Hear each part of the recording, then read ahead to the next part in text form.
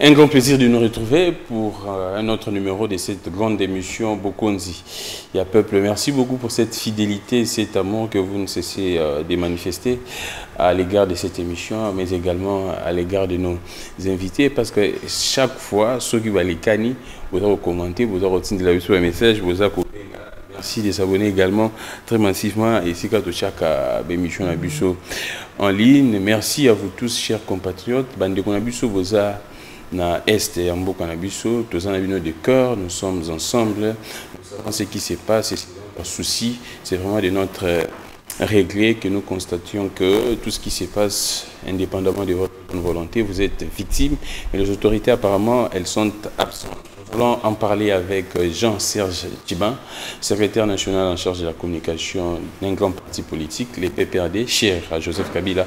On se poserait des questions. C'est vrai que hier, j'étais avec, là je cite, j'étais avec Aristote Ngari, notre secrétaire national en charge de la communication du PPRD, qui nous a rassuré que Kabila est là et il pourrait être également ici en République démocratique du Congo. Pourquoi Kabila ne parlait pas? C'est vrai, il y a beaucoup de sujets d'actualité. Nous allons également aborder cela. Parler de ces procès qui s'annoncent contre, bien sûr, Corneille Nangaa et bien sûr ses compagnons. Constant Mutamba qui l'a annoncé, ça commence demain, mercredi, et également nous allons parler de ces prétendues négociations que le gouvernement congolais réfute et rejette. Patrick Mouyaya a tweeté hier, c'est vrai que le gouvernement est en séminaire, Patrick Mouyaya a dit ceci. La République démocratique du Congo n'a mandaté personne dans des prétendus pour parler avec les rebelles, les M23. On va avoir les sons des cloches du PPRD. Qu'est-ce que les PPRD pensent? Est-ce que c'est une bonne option de négocier, soit de dialoguer avec les ennemis ou non? Merci beaucoup pour votre fidélité. Jean-Serge Tchiban, très bien habillé comme toujours. Merci, monsieur le DG. Non, ici je suis Kamik, journaliste. Ok, monsieur les journalistes, très chers compatriotes, Kamik, pour l'invitation. On est là pour parler de la République, répondre aux questions de la population congolaise, analyser l'actualité politique et décrypter le fait en République démocratique du Congo. Alors, Jean-Serge Tchiban, ça c'est une nouvelle conception, une nouvelle vision. On a une rubrique, à la fin nous allons balancer quelques images, vous allez donner votre point de vue sur les images qui seront balancées ici. Alors, tout banda directement actualité est dominé par ces procès annoncés avec pompe. Depuis hier soir, ça tourne, ça circule dans la toile. Comment vous analysez cette actualité? C'est vrai que Nangaa est au niveau des Rutshuru. Je ne sais pas si on va les juger, on va traiter ces dossiers en son absence, ou bien Nangaa serait capturé. Comment est-ce que ça va se passer? Et pour ça, demander nini, balobi qui est procès au bandalobi contre Nangaa, na ba compagnon na il y a M23. Très cher Gramik, je m'attendais que vous puissiez me poser une question. Que c'est avec pompe qu'on a lancé les arrestations de ceux qui détournent l'argent de la République. Sous Félix Tshisekedi. Oui, il y a des procès, non? C'est vrai qu'on va en parler également des détournements. Combien sont-ils arrêtés? 0. On annonce avec pompe un procès. Mais dans ces pays, il y a un moment, on avait aussi annoncé avec pompe un procès qui s'est soldé par 0 arrestation, 100 jours. Ah, 100 jours. C'est le procès qu'on a annoncé avec pompe. Tellement médiatisé à l'époque. Un procès médiatisé. Un procès exemplaire pour certains au début. Ouais. Un procès que le Congo n'a jamais connu. Ouais.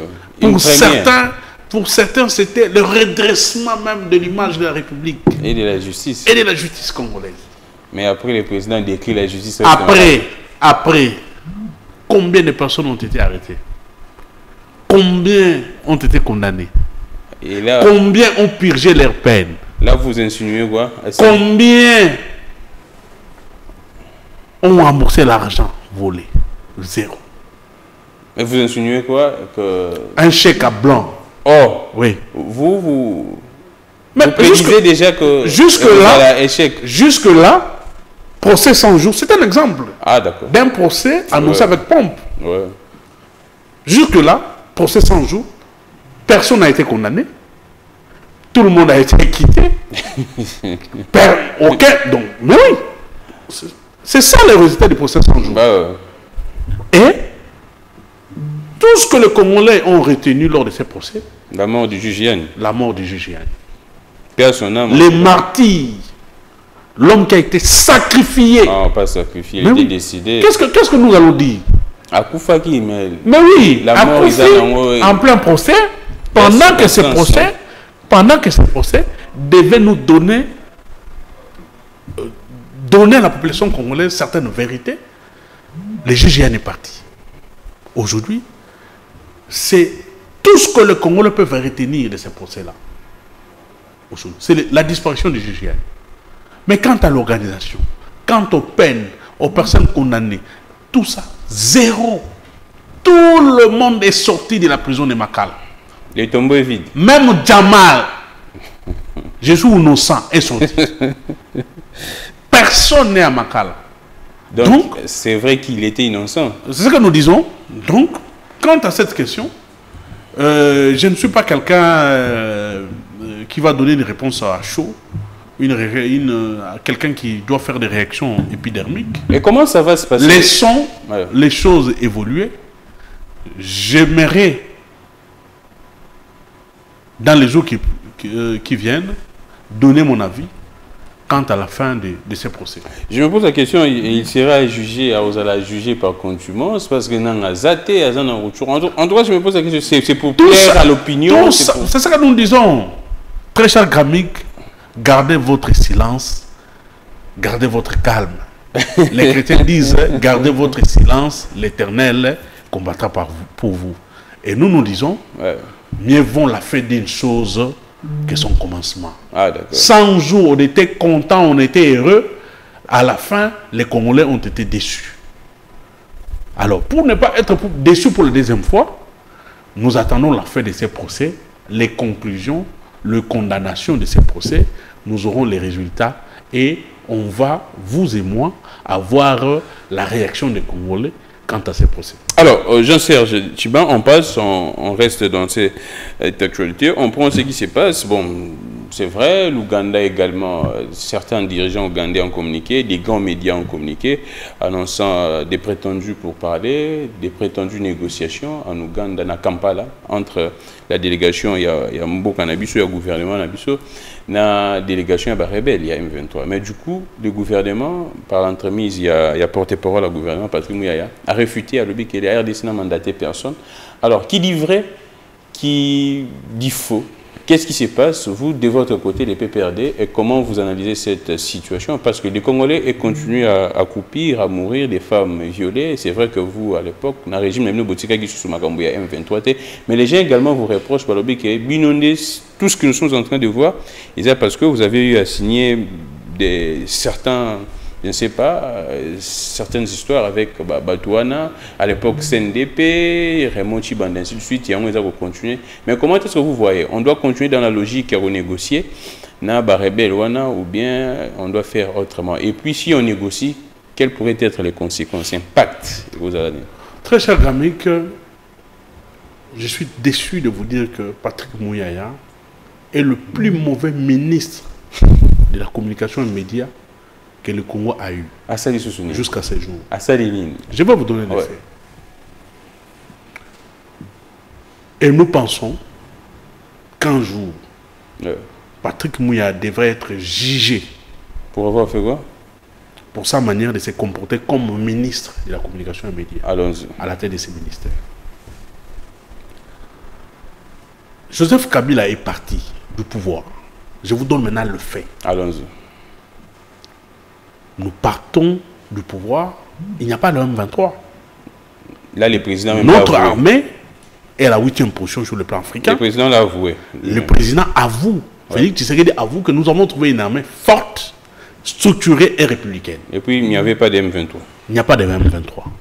Alors que lui, quand il arrive, Joseph Kabila, quand il arrive au sommet de l'État, quand il accède au sommet de l'État, Joseph Kabila avait trouvé 4 rébellions. Des pays pratiquement divisés, et plus de 167 et quelques groupes armés. À son départ, les 4 rébellions n'existaient plus. Et surtout, ces groupes armés n'existaient pas.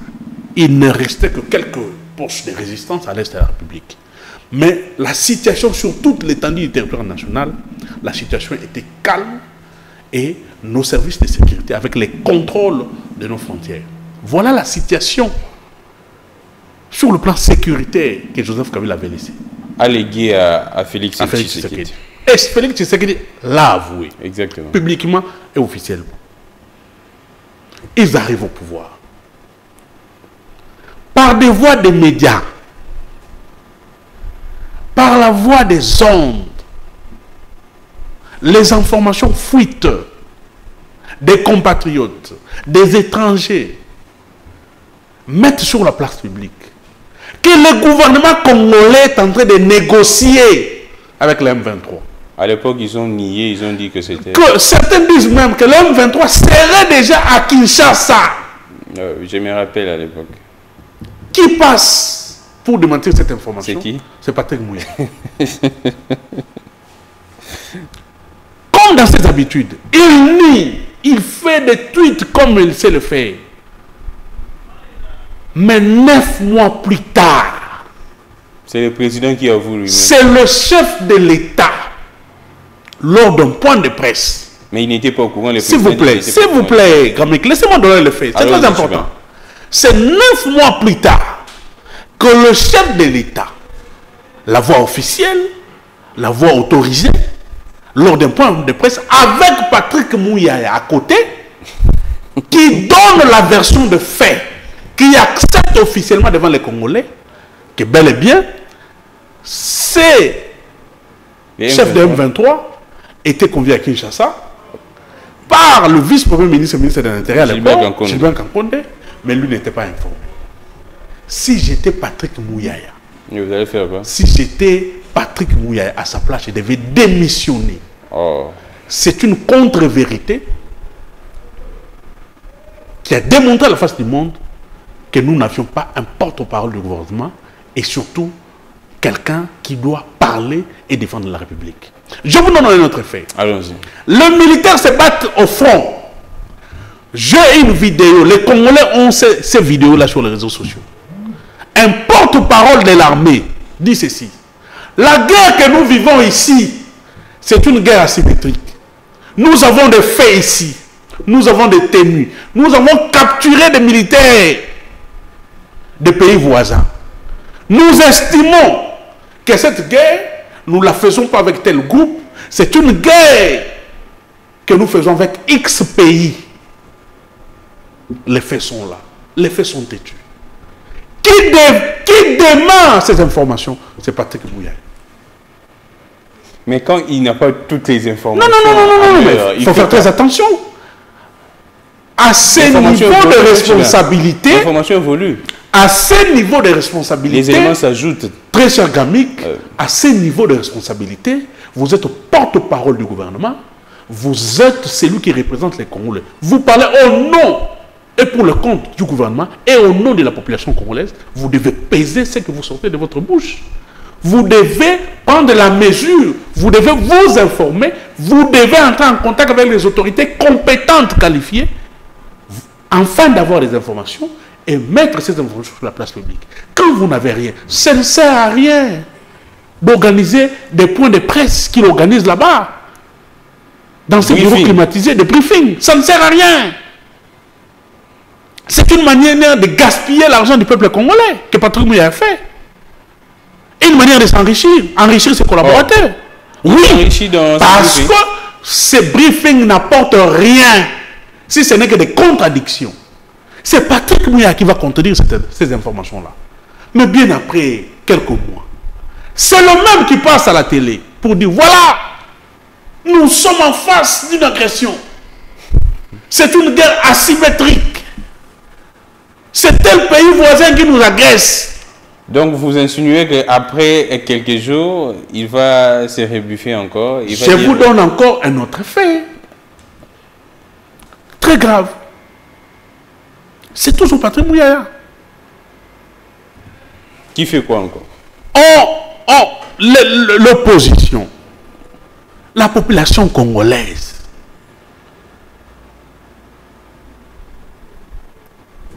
soupçonne des détournements, de la manière dont les choses sont au niveau du gouvernement. Les journalistes et tout ça, enquêtent, mettent les faits sur la place publique. Nous disons qu'il y a détournement. Qui défend ces détourneurs? C'est Patrick Mouyaya. Il fait même un briefing avec Nicolas Kazadi. Patrick Mouyaya, briefing avec Nicolas Kazadi. Dossier forage et lampadaire. Dossier forage et lampadaire. Là, Patrick Mouyaya accorde, donne la place, donne le tribune à Nicolas Kazadi pour se défendre, afin de se dédouaner. C'est-à-dire, pour Mouyaya, il n'y avait pas de détournement.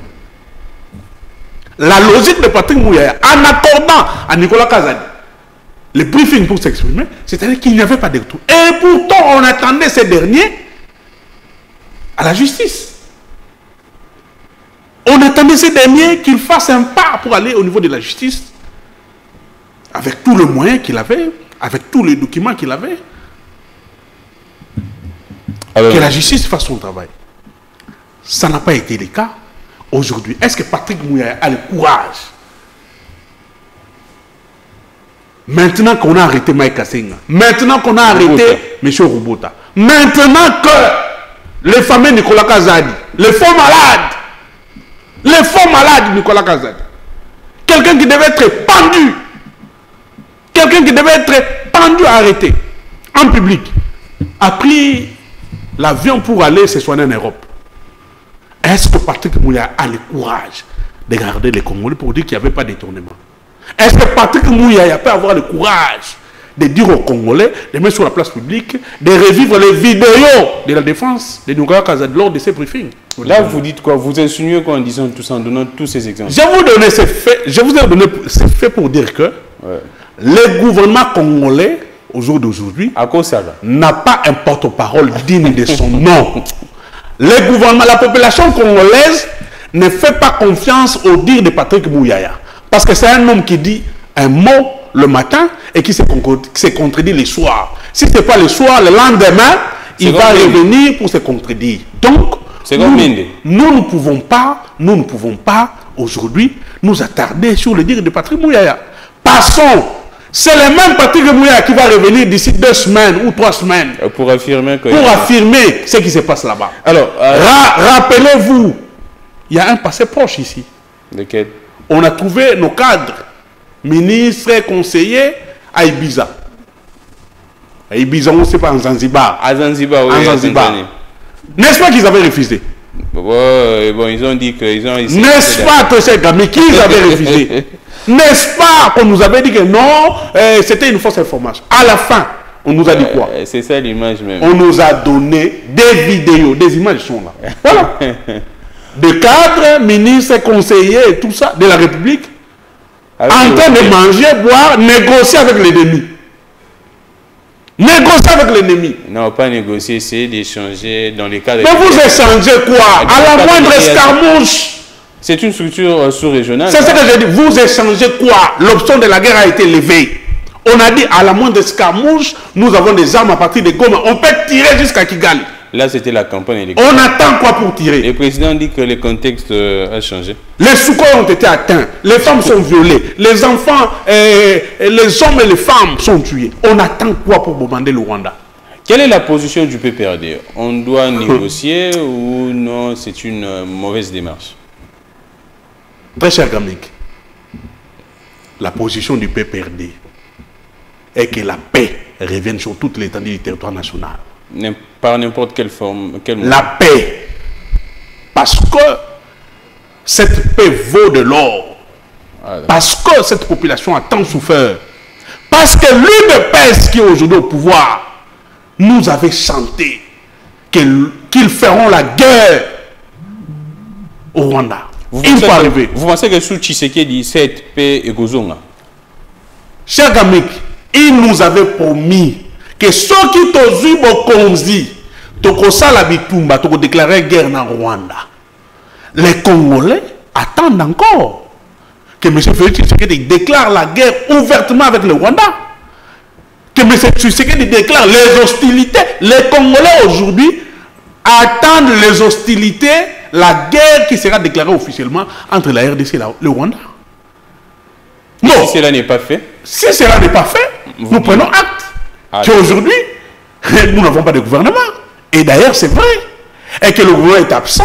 Et qu'aujourd'hui, il n'y a pas une politique en matière de sécurité pour stopper cette hémorragie. Aujourd'hui, il n'y a pas une vision, il n'y a pas un leadership fort aujourd'hui pour pouvoir mettre la paix sur toute l'étendue du territoire national. Les Congolais ont déjà pris acte.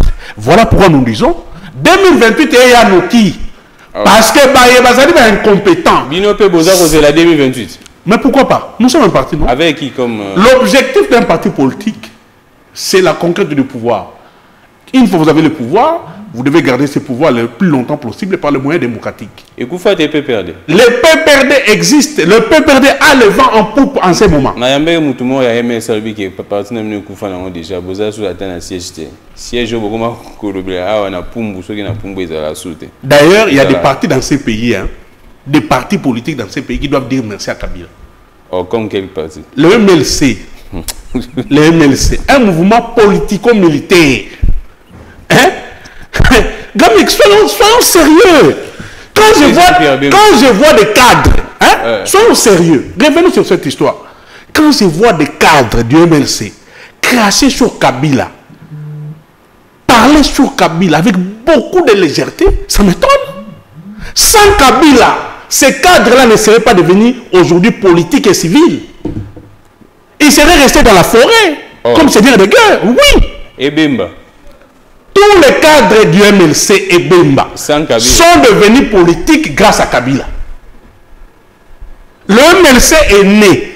Le MLC a cessé d'être un mouvement politico-militaire grâce à Kabila.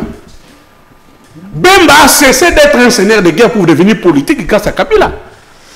Est-ce qu'on doit discuter sur ce point? Tous c'était des militaires. Il n'est pas le seul. Donc nous disons, ces cadres du MLC doivent avoir de l'élégance quand ils parlent de Kabila.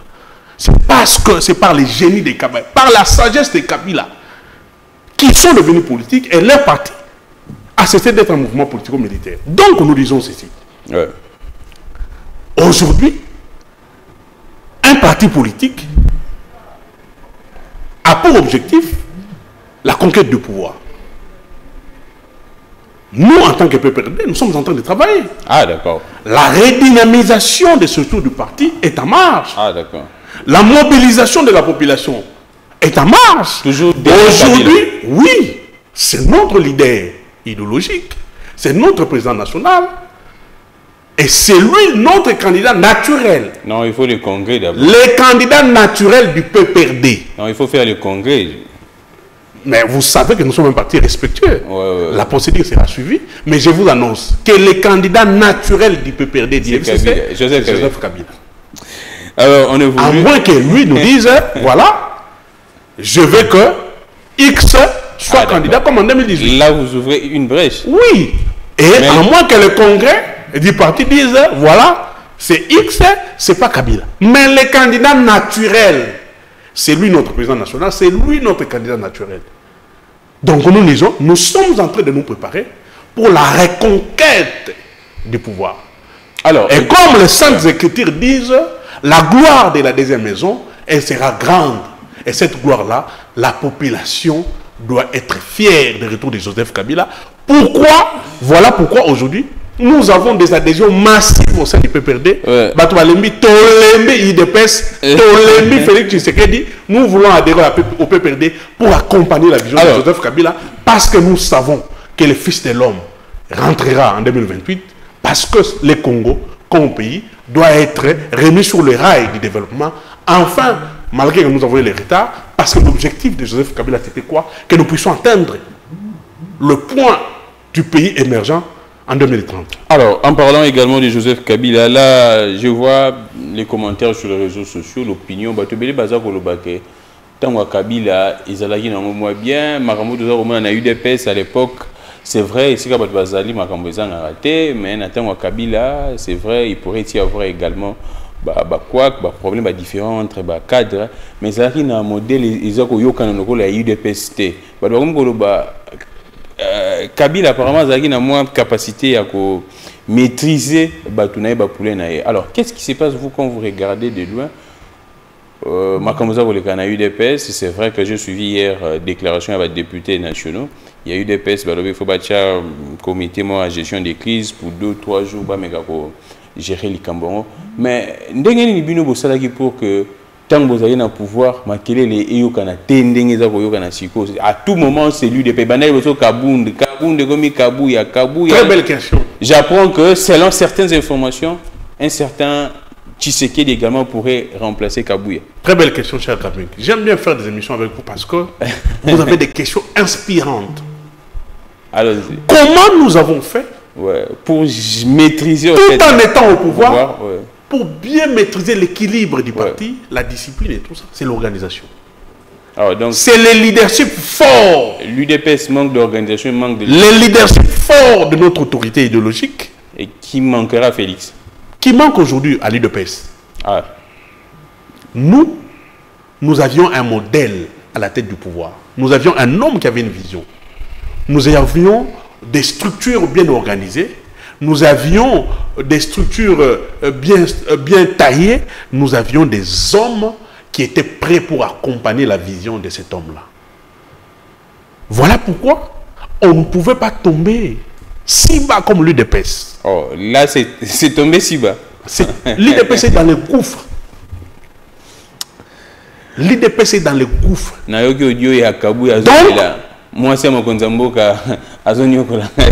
Donc, c'est ce qui a fait que nous puissions garder le cap très haut. Et surtout que nous étions le parti présidentiel. Un parti qui est censé ou qui était censé donner l'exemple. Auprès des autres partis de la famille politique, mais surtout, en tant que parti politique, nous avons aussi la mission d'éduquer la population. Nous avons la mission, par notre devoir d'exemplarité, en termes de travail, sur le plan du civisme politique, nous avons du travail en tant que parti politique pour accompagner cette population à avoir la maturité politique. Voilà pourquoi nous avons regardé le cap. Mais aujourd'hui, prenons l'UDPS depuis sa création. Cher Kamik, j'ai toujours dit ceci. L'UDPS s'est créé le 15 février 1982. Ce parti a fonctionné de fait comme parti sur le plan sociologique. Jusqu'à l'avènement de Joseph Kabila, l'UDPS n'avait pas d'agrément. L'UDPS n'avait pas de personnalité juridique. Donc sur le plan juridique, l'UDPS n'était pas un parti classique. C'est Joseph Kabila qui a fait de l'UDPS un parti avec agrément et personnalité juridique. C'est grâce à Joseph Kabila, grâce à la normalisation des choses. Cette normalisation nous conduit aujourd'hui à la consolidation de l'élan démocratique que l'UDPS a eu son agrément, mais aussi la personnalité juridique. Ça, c'est Joseph Kabila. Donc, d'entrée de jeu, les gens de l'UDPS doivent dire merci à Joseph Kabila. Deuxièmement, quand vous prenez l'UDPS depuis sa création jusqu'à aujourd'hui, vous comprendrez que l'UDPS est habité par certains démons. L'UDPS est habité par les démons de la destruction, les démons de la division, les démons de la trahison et les démons de l'ingratitude. Là, c'est les démons qui caractérisent... Les démons qui habitent et qui caractérisent l'UDPS comme parti politique de l'opposition, un parti politique qui était avant l'agrément à la personnalité juridique. Les démons de la destruction. Les démons de la destruction, les démons de la division, les démons de l'ingratitude et les démons de la division.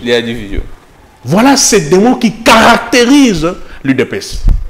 Et avant l'avènement de Joseph Kabila, l'UDPS a cherché le pouvoir pour le pouvoir. L'UDPS, comme groupe de pression, l'UDPS n'a jamais eu un programme de gouvernance bien défini. L'UDPS n'a jamais eu une vision claire de gouvernance pour la République démocratique du Congo. Voilà pourquoi aujourd'hui ils sont au pouvoir. Ils n'arrivent pas à bien gérer. Ajouter à ces problèmes, c'est les hommes aujourd'hui. L'UDPS a un manque criant de cadres. L'UDPS n'a pas d'élite aujourd'hui. On vous critique. L'UDPS aujourd'hui est en carence des hommes de bonne valeur, des hommes de compétences, des hommes dignes de diriger ces partis. Alors, était Nilongondo. Parce que le vrai IDPS est mort avec Mbouankem, Liaou et Kibasa. L'IDPS qui existe aujourd'hui, c'est la copie de l'IDPS. L'IDPS qui a été formaté, malheureusement, le formatage n'a pas été bien fait. Voilà les résultats que nous avons aujourd'hui. Qu'est-ce qu'on reproche à Kabouya? L'incompétence notoire. On reproche à Kabouya quoi? La délinquance financière et économique. On reproche à Kabouya quoi? Le tribalisme pointu et animal dans la distribution de postes au sein du parti. On reproche à Kabouya quoi? Les fanatismes, le clientélisme, le népotisme. Ce sont des mots vrais qui caractérisent, qui rongent l'IDPS aujourd'hui. Mais je suis très déçu de voir aujourd'hui que les cadres de l'IDPS se sont levés aujourd'hui. Mais à 3 ans ou 4 ans de la fin du mandat. Quand nous nous disions à l'époque que Kabouya n'a pas les épaules pour diriger l'IDPS. Mais Kabouya lobi bateau tout bazar au critiquer yeni de sali que pour que ba kuma lelo ba député, ba ministre. Je vais y revenir. Gramik le Grand, nous disions à l'époque que Kabouya que vous voyez n'a pas des épaules pour diriger l'IDPS. Kabouya a des insuffisances graves. Kabouya a des contradictions gravissimes et monumentales. Kabouya, quand on regarde l'UDPS de mon grand-père Mbouankem, Kibasa, des savants, vous prenez aujourd'hui Kabouya, vous le mettez sur la balance, vous voyez que l'UDPS est tombé très bas. Il y a un déséquilibre criant. Mais malheureusement, à la fin du mandat, à quelques années de la fin du mandat, les gens se réveillent. C'est une bonne chose. Mais dommage aujourd'hui, ces hommes qui constituent l'IDPS aujourd'hui n'ont pas la culture démocratique. La démocratie, c'est quoi? C'est la tolérance. La démocratie, c'est aussi la culture du respect mutuel. La démocratie, c'est l'élégance. La démocratie, c'est aussi l'écoute de l'autre. Ça n'existe pas dans l'UDPS. D'accord. Voilà pourquoi un dossier d'un fait privé est vite arrivé sur la place publique. Et surtout pour l'image de la République, pour l'image d'un parti présidentiel, ce n'est pas bon. Mais ce qui est aussi grave, c'est le désordre sur le plan fonctionnel et structurel. Sur le plan fonctionnel et structurel, le président de l'UDPS s'appelle Félix Tshisekedi. La haute autorité. Non! Haute autorité. Autorité de référence, quand vous prenez le statut de l'UDPS, autorité de référence n'existe pas. La haute autorité de référence n'existe pas. Autorité morale, ça n'existe pas. À l'UDPS, il y a président et puis secrétaire général. Président Aïe, un mandat spécial. Le président Aïe, cette question de président Aïe, secrétaire général Aïe, mandat spécial n'existe pas dans les statuts de l'UDPS. S'ils étaient sérieux, si ces hommes voulaient travailler en harmonie avec les lois de la République, mais notamment la Constitution, la première des choses, quand Félix Tshisekedi a accédé à la magistrature suprême, c'était quoi? Il fallait modifier les statuts du parti. Je comprends que les gens avaient le souci de garder Tshisekedi comme président du parti, mais il fallait lui trouver un poste qui ne va pas empiéter, qui ne va pas créer une certaine incompatibilité avec la fonction du président de la République. Nous, à l'époque, nous l'avions fait. Ah, d'accord. Joseph Kabila était initiateur du parti. En étant initiateur, il n'avait pas une gestion permanente et quotidienne du parti. Mais c'est qu'il ça l'empêchait d'être en incompatibilité avec la fonction du président de la République. Mais c'est qui est le cas également avec Tshisekedi. Non, ce n'est pas le cas parce que le statut de l'UDPS, nulle part vous trouverez les postes autorité morale, autorité idéologique, je ne sais pas, autorité de référence. On va évoluer, oui. C'est cette confusion structurelle, juridique, qui crée du désordre au sein de l'UDPS et que Kabouya, au-delà de cette incompétence, on doit aussi régler la question sur le plan structurel et fonctionnel. Alors, Jean-Serge Tchiban, on va prendre un peu cette histoire des détournements parce que ça fait également actualité. Il y a une plainte déposée à charge de Madame Kabedi Malang ou Marie-France, la gouverneure de la Banque centrale. Je me pose des questions. Je ne sais pas. Cette histoire, on cite également Nicolas Kazadi. L'affaire de Mike Kassenga. À l'époque, selon des informations, à l'époque des musées Tangakangaka Maïka Senga Aérobima, par quelle voie, je ne sais pas, à quel exil. Après, apporter RDC plainte, il fallait RDC foutailler une sorte de plus de 20 millions de dollars. À la grande surprise, même, il y a DGDEP, où était la dette intérieure. DGDEP peut constater que Foutima Kassengolé, il y a 27 millions, Fouti, il y a plus de 70 millions. D'abord, Maïka Senga ne devait pas être payé. Oh, oui. Maïka Senga ne devrait pas être payé. Pourquoi? Parce que on le paye pourquoi? Il a été arrêté à l'époque parce qu'on lui avait donné un marché qu'il n'a pas pu exécuter. Ouais. Il a été mis en prison avec raison. Donc l'État n'avait pas sa dette ou l'État n'avait pas à l'indemniser. Ça, c'est la première précision. Allons-y. La deuxième précision. Ouais. Quelle que soit la durée du temps, Kabouya, Kazadi, pour avoir sali l'image de Sélé Yalagouli, ces hommes, tôt ou tard, on devra les juger publiquement et les condamner. Pourquoi? Ouais. Je vous donne ces points. Parce qu'à l'époque de Sélé Yalagouli, Maïka Senga et sa bande avaient tenté d'intimider le ministre de la Goule afin de décaisser l'argent qu'il soit indemnisé, entre guillemets, indemnisé avec des faux jugements. Donc ils ont commencé à monter des scellés. Et comme il y avait un homme rigoureux, comme il y avait un Argentin national formé, qualifié pour gérer les finances publiques de l'État, cet homme a été chassé. Parce que le jugement était de faux jugements, mais aussi parce qu'il n'avait pas la qualité et l'État n'avait rien à lui donner en termes d'indemnisation. Allons-y.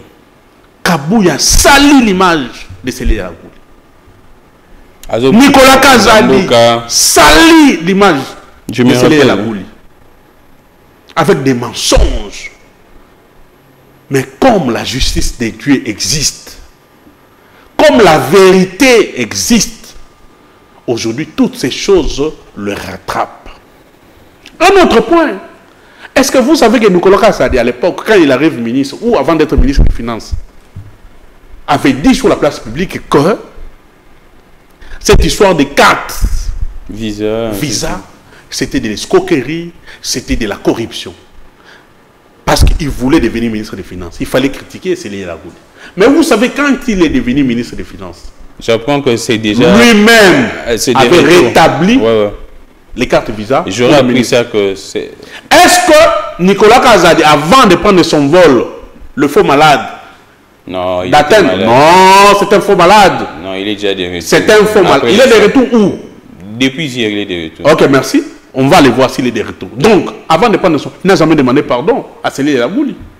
Mais maintenant, un homme comme ça, qui a occasionné des décaissements en urgence. En urgence, on a... Bon, c'est bien... Un homme comme ça, qui a payé l'argent à une personne à qui on ne devait rien.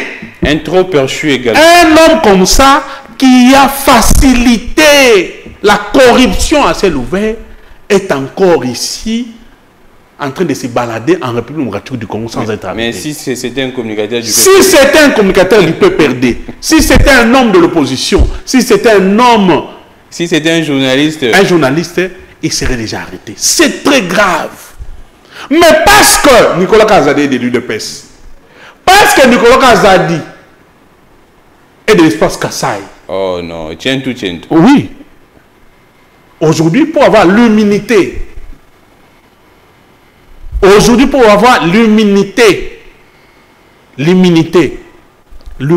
démocratique du Congo, il faut remplir 3 conditions. Oh, et quelles sont ces conditions? Être membre de l'UDPS, être de l'espace Kassai, être au gouvernement et proche collaborateur ou au gouvernement de Félix Tshisekedi.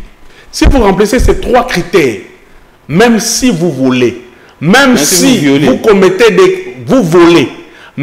commettez des crimes économiques, personne ne vous arrêtera. Alors, les mêmes Nicolette également cités dans cette histoire d'Arena Il sera cité, Milvet a cessé des travaux avec cette histoire d'arrêt. D'abord, il y a une surfacturation. J'apprends que ça fait déjà un mois. On parlait de 105 millions de dollars. Un petit stade de 12 000 ou 15 000 places. On parlait de 105 millions de dollars. Un petit stade de 12 000, de 15 000 places coûte normalement, pour certains experts en matière de construction, comme Jimmy Kitenge et les autres, coûterait 5 millions ou 2 millions. Dans des pays voisins ici, on a construit en Côte d'Ivoire. Vous êtes journaliste. Bon, j'ai des informations. Monsieur Gamik, vous pouvez voyager. Vous avez beaucoup de moyens.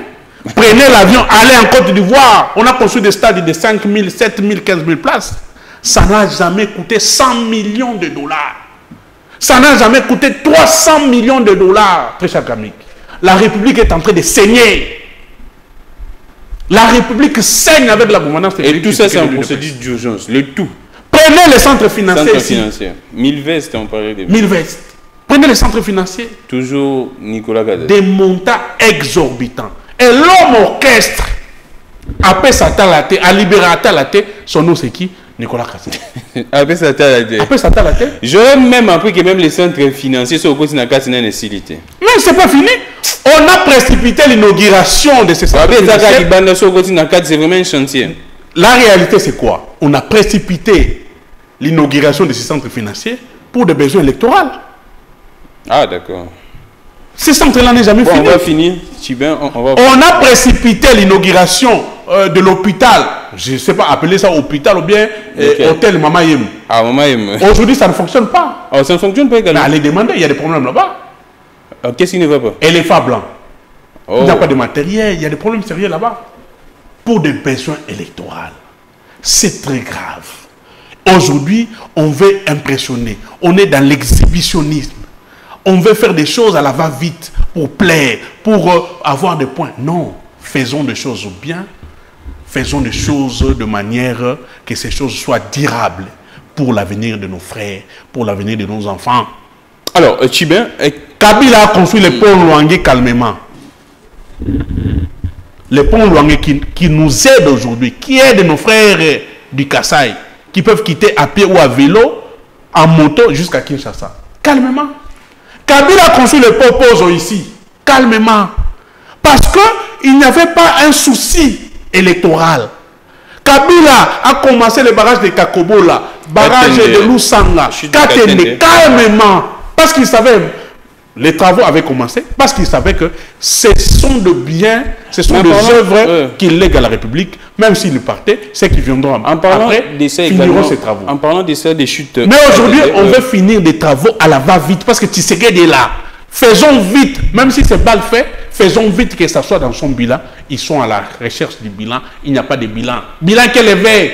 Alors, merci beaucoup. Dadi, on prend la photo de la première ministre Judith Suminwa. Question à Jean-Serge Tchibin. Comment est-ce qu'on va... Où est la photo en question? Il faut d'abord voir la photo. Attendez, soyez patient. Nous devons d'abord voir la photo. On va balancer la photo de notre première ministre, Madame Judith Suminwa. Actuellement, le gouvernement est en séminaire du gouvernement. Je ne sais pas comment... Ils sont en quoi? En séminaire du gouvernement. Séminaire de quoi? Renforcement des capacités? Des capacités, oui, exactement. La photo est là. Madame Suminwa et Judith. Et comment est-ce que vous pensez qu'après ces séminaires, il pourrait y avoir... les choses vont évoluer très vite. Et comment est-ce que vous analysez son action gouvernementale depuis sa nomination? Madame Soumina, c'est une belle femme. Oh. Comment ça? Voilà les Congolais, comment vous êtes. Ça veut faire quoi? Monsieur Gamik, tel que vous êtes là, vous êtes un bel homme. Si on vous dit ça, c'est un péché? Non, ce n'est pas un péché. Non. Si on vous dit, monsieur Gamou, vous êtes un bel homme, vous faites bien votre travail. Ça fait quoi maintenant? Ici, Madame Soumina, c'est une belle femme. Ouais. Après. Mais, une femme qui n'a pas de bilan. Non, non. Elle a été ministre... Mais non. À 4 mois. Madame Soumina a un bilan. Mais le bilan est négatif. Elle a été ministre de plan. Allons-y. Quand vous prenez la manière de fonctionner de Madame Soumina à la tête du ministère des Plans, vous comprenez que Madame a échoué lamentablement. Madame a coordonné le projet des 145 territoires. Monsieur Félix Tshisekedi, chef de l'État, lors d'un congrès ici à l'Assemblée nationale, a dit devant le peuple congolais qu'il y a un manque de coordination, un manque criant de coordination de projets dans le gouvernement. Donc, M. Tshisekedi s'est adressé directement à Mme Soumino. Deuxièmement, le bilan de Madame à la tête du ministère des Plans, le bilan est négatif. Maintenant, en tant que Premier ministre, j'avais donné des conseils à Mme Soumino. Allons-y. Parce que je n'aime pas trop m'attaquer aux femmes. Nous savons que des femmes faut pas... nous accompagnent dans la vie. Ouais, il ne faut pas s'attaquer. Mais et surtout que nous sommes une république démocratique, une république qui prône la méritocratie. Ah, d'accord. Madame Soumine a fait un projet quinquennal, un projet de gouvernance. Mais un projet qui n'avait que de projections conçues dans les vides. Je prends un exemple. Madame Soumine nous dit que elle et son gouvernement devaient créer, je crois, 6 millions d'emplois par année. Non, par le mandat, durant le mandat. Et je crois 1 million ou quelque chose par année. Mais madame ne nous montre pas. Par quelle magie? Bientôt là, une année déjà. Par quel mécanisme son gouvernement devrait créer 1 million d'emplois en République démocratique du Congo? Parce que quand vous parlez de l'emploi, très cher Grammic, il y a une notion qui arrive. La notion du climat d'affaires. On ne peut pas parler des emplois au moment où le cadre macroéconomique, le cadre du climat d'affaires n'est pas bon. Parce que si le climat d'affaires est bon, les investisseurs qui doivent venir doivent être sécurisés. Leurs investissements doivent être sécurisés. Et la sécurisation, la sécurité de sécurité en matière d'investissement, c'est le climat d'affaires. Madame ne nous a pas donné les procédés, le comment d'y arriver. Madame devait nous donner méthodiquement la démarche à suivre pour créer 1 million d'emplois par an. On passe à une autre photo. Je peux chuter. Je vais chuter très vite. Je vous demande un autre exemple. Madame nous parle d'un budget de 16 milliards ou 18 milliards qu'il faut attendre. Mais nous savons en réalité que le budget aujourd'hui n'a jamais été exécuté. Les projections budgétaires qu'on avait faites n'ont jamais été atteintes. Donc le budget actuel doit être un budget de 6 milliards ou 7 milliards. Non, on ne souhaite pas 6 millions. Le budget actuel, c'est un budget make-up. C'est un budget utopique. Voilà pourquoi ce budget n'arrive pas à répondre aux besoins économiques, aux problèmes des Congolais. Chiban, étant qu'un leader quinois également, Bandalungwa, on prend la photo de Daniel Bumba, jusqu'à présent le gouvernement provincial tarde. Vous souvenez? Oh là là. Oh.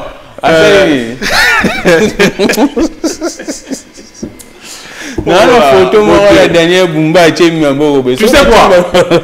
Hier, j'ai beaucoup pleuré à la maison. Pourquoi? Je suis en train de regretter André Kimbuta. Oh non. Je vous dis pourquoi. Pourquoi? Kimbuta, c'est un génie. Ah, ça, Kimbuta. Parce que Batoubaï Bagati. Tu vois, comme Kabila est génie, l'architecte qui est à Congo, Kimbuta est architecte à Ville à Kinshasa. Grammy, est-ce que au Yébi, quand Kimbuta arrive à la tête de la ville de Kinshasa, Ville à Kinshasa, il y a un déficit de mobilisation à mon sol. Déficit. Ville à Kinshasa, il n'y a même pas de structure, il y a qu'on collecter mon solo. Le gouvernement, il faut s'appuyer dans sa vision. C'est-à-dire, toutes les grandes structures ont été créées sous Nani en tant que Mbouta. DGRK. DGRK va dupliquer sur toute l'étendue du territoire national. Ça a été créé. C'est le génie de Kimbuta et ses collaborateurs. Rimokin, régie immobilière à Kinshasa, c'est créé par Kimbuta. Même les trucs aussi d'assainissement ici. Raskin et autres, c'est créé par Kimbuta. Est-ce qu'on y a dit que le lot DGPEC, je crois, DGPEC, régie à publicité. Régie à publicité extérieure à Ville Kinshasa. Ça a commencé par quoi? C'est une commission que Kimbuta a créée. Commission et à publicité. C'est Kimbuta qui a commencé à réfléchir pour que cette commission de publicité comme Anini et comme à régie. Mais il n'y a pas de ça là. S'il vous plaît. Est-ce que vous savez que bâtiment Lelo, comme Bosoto, non sacré, bâtiment Balakisi, dans les Bumba Lakisi, ça a été construit par Kimbuta. Kimbuta y a dans la ville à Kinshasa, bureau assemblée provinciale de la KT, bureau gouverneur de la KT, bureau de la KT de la KT, bureau assemblée provinciale de la KT. Et bureau que non sur la KT. Ensemble provincial des arts siégé à la collège. Donc c'est Kimbuta qui commence à zéro, qui cherche les partenaires, Banque mondiale et tout ça, Union européenne. Baba na kotonga ville à Kinshasa aussi. Mais pas ça. Et Kimbuta part, on a coûté que budget balonga la ville à Kinshasa, a été mobilisation, je crois à l'époque 800 millions de dollars. Tout ce que c'est mission, quand je vois cette image, je vois l'image de l'incompétence notoire. L'amateurisme au sommet de l'État. Je vois l'image de l'échec avant la gouvernance. L'image d'un monsieur qui manque l'énergie. Oh, il manque l'énergie. L'énergie. Il y a gouvernance. C'est-à-dire. Même je te dis, Bumba va échouer plus que Ngobila. Oh. On est Daniel Bumba. Ngobila coûte un mec qui consacre quelque chose. Bumba va échouer complètement. Parce qu'aujourd'hui, vous savez qu'il a... Est-ce que vous savez qu'il a un bras de fer avec le ministre de l'Intérieur? Ouais. Tu sais pourquoi jusqu'à aujourd'hui, il n'est pas encore investi programme naïe, bah, numéro d'assemblée provinciale. D'ici là, il y aura une session extraordinaire. Non! La réalité est celle-ci. On finit par là. Daniel Bumba, na Kiaboula. Bah, il y a un gouvernement provincial.